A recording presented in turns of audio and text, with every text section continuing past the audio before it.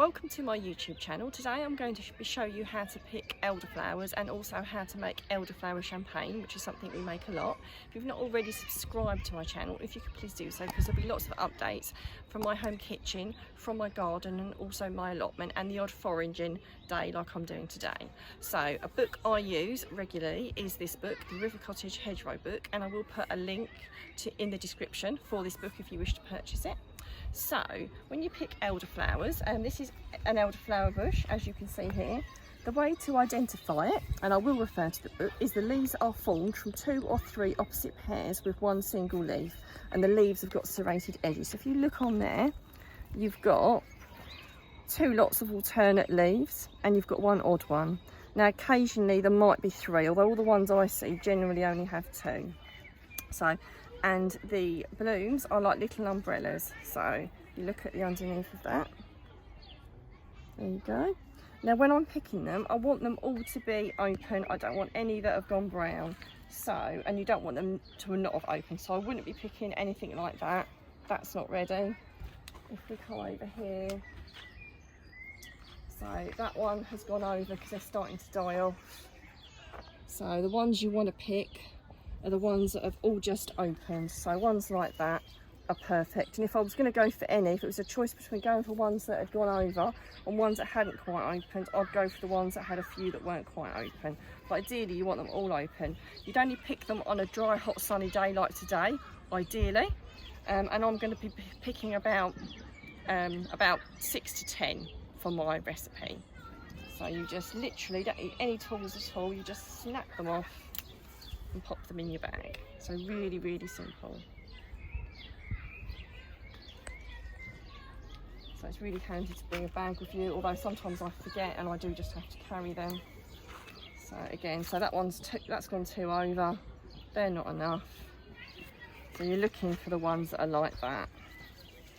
So that's perfect. There's lots of recipes. The recipe I'm using isn't from this book, but this book's really good because it's got some other recipes in it, in particular the elderflower Turkish delight, which is absolutely divine, which at some point I probably will make while these are out. So all depending where you live will all depend when the elderflowers are in flower. Technically in the book it says May to early July. I mean, it does all depend where you live in the country. So this is the beginning of June in Kent, and as you can see there's absolutely stacks of them. It's a really good time to pick them at the moment, but if you're further north they might not be out yet.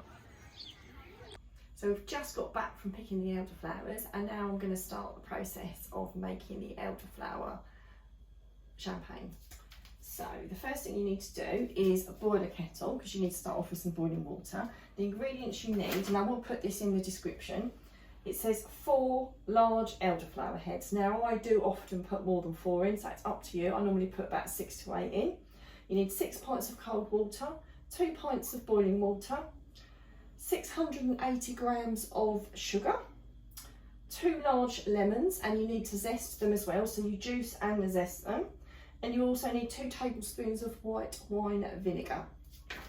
So the first thing you do is 2 pints of hot water. So I use a really big mixing bowl. I find this really handy, so use whatever you've got. So first you pour the sugar in, and then you put your 2 pints in.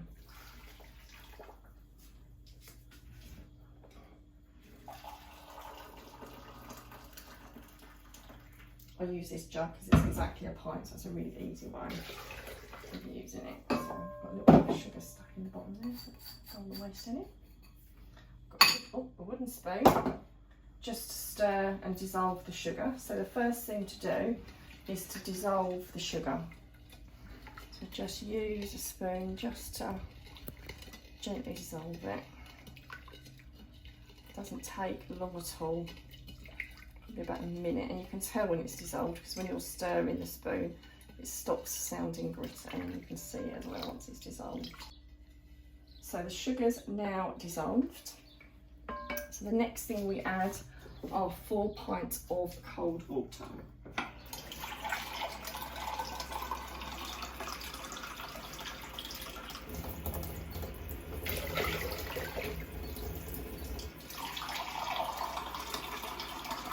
that's the fourth one.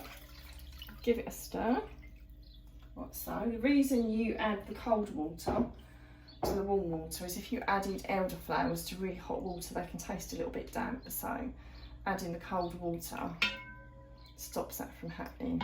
So now we need to add the rest of the ingredients. So we've got the juice of 2 lemons. In it goes.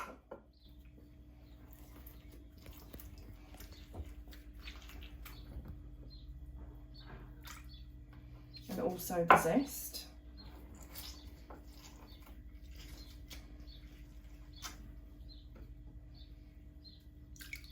Like that.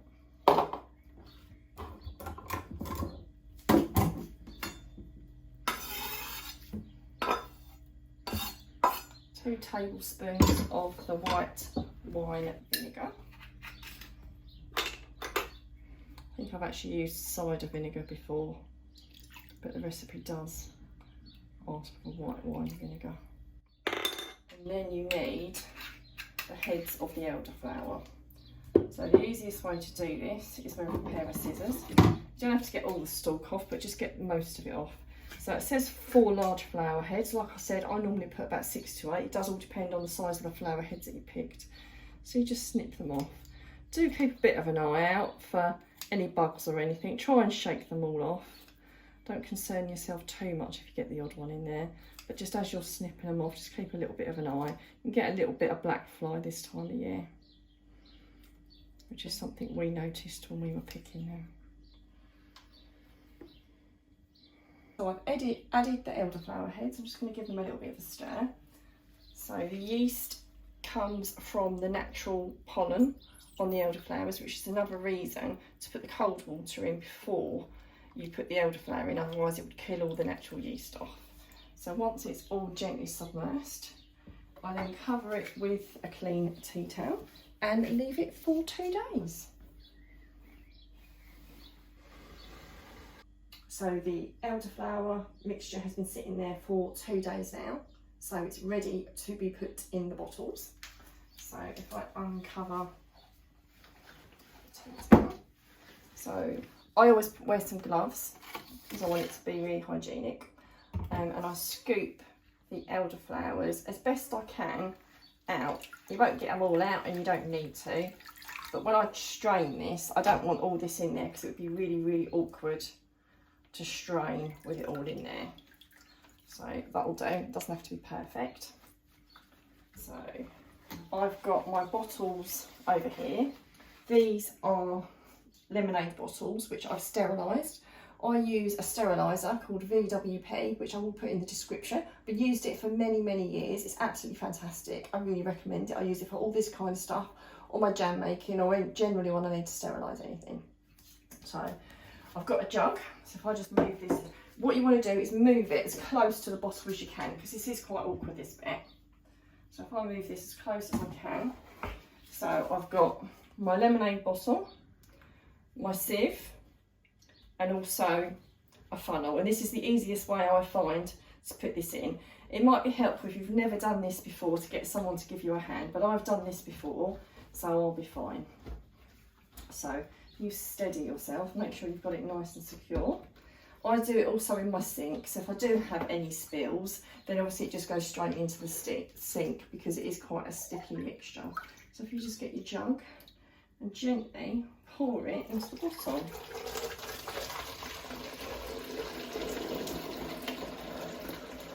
Like so. I don't rush this because it can be a little bit fiddly. You don't want it getting top heavy and going over. So we've filled all the bottles up with the elderflower liquid.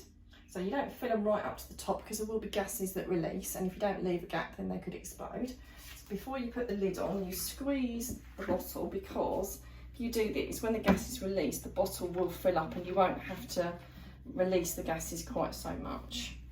So I store them in a cool, dark place, and every week or two you will need to gently release the caps because they can get too gassy and they could explode, and you don't want that. It's one of the reasons why I use plastic, because I'd rather use plastic and it break than glass. So I will be showing you how to release the pressure very shortly. So now I'm going to show you how to release the gas so the bottles don't explode. Now, as I said, when you squeeze them, when you first do them and put the cap on, this is completely filled out and you can feel there's a bit of pressure in there. This has been here almost a week. I think it's fermented quicker than usual, to be fair, because it's been so warm. You just gently release the pressure. And as you can hear, a little bit of pressure going there. Then just screw it back up again. And you just keep an eye on that. You can tell when it's quite, because it's soft again now, it's not quite so firm.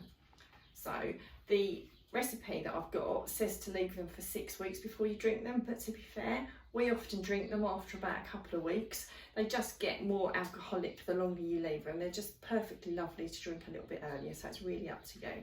So I hope that's helped you, and if you've got any comments or questions, please put them in the comments and we will do our best to answer them.